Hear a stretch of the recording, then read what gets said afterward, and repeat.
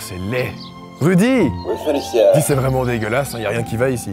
On pourrait pas faire quelque chose? Si, parce que là, attends. c'est laid. Hein. Attends, ne me coupe pas déjà, je vais te foutre du building. Voilà. Voilà, encore un. Voilà. Je t'en mets encore un. Bon, allez, je te laisse. Ça, c'est bien. Ça, on aime bien. We are nature. Nous sommes la nature qui se défend.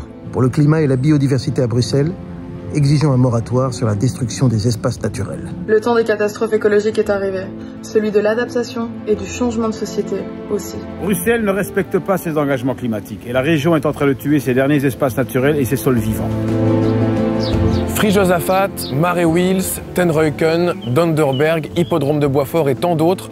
En tout, ce sont plus de 80 hectares d'espaces précieux pour la biodiversité qui sont aujourd'hui menacés par le béton. Ils sont pourtant vitaux pour faire face aux conséquences du dérèglement climatique. En Europe, les épisodes météorologiques sévères se succèdent de plus en plus vite. Il y a sécheresse, des vagues de chaleur, inondations. C'est un effondrement des équilibres biologiques qui s'est déclenché. La capitale de l'Europe a perdu 14% de ses espaces verts entre 2003 et 2016 et continue d'en perdre encore et encore à un rythme qui s'accélère. On parle de 7 ans de différence d'espérance de vie entre les quartiers pauvres et fortement urbanisés et les quartiers périphériques plus verts.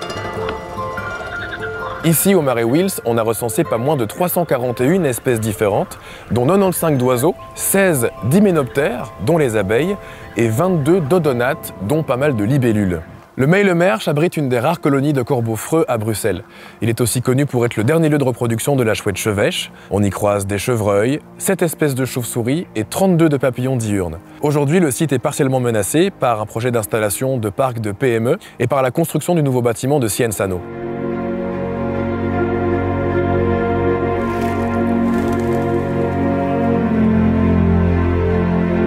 Donderberg, à 2 pas de l'atomium, est un autre site à haute valeur biologique. Ici, 170 arbres sont menacés d'être abattus, dont un arbre remarquable, le saule-marceau, deuxième plus gros spécimen de son espèce à Bruxelles. Ouais, on peut continuer à aménager la ville en ménageant le vivant.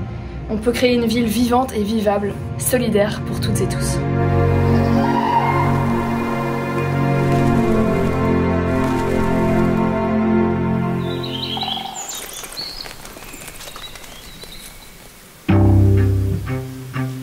Certains de nos politiques ont pris l'habitude d'opposer la préservation des espaces verts à la crise du logement. Mais cette crise est surtout liée au prix des loyers qui ne cesse d'augmenter et pas à un manque d'espace disponible. Plus d'1 million de mètres carrés de bureaux sont vides, environ 20 000 logements vacants, 4 000 logements sociaux inoccupés. Il y a assez de bâtis, mais il est financièrement inaccessible à une partie croissante de la population. On doit donc changer de trajectoire, de vision. Et ça, vous connaissez, ça peut se faire que collectivement.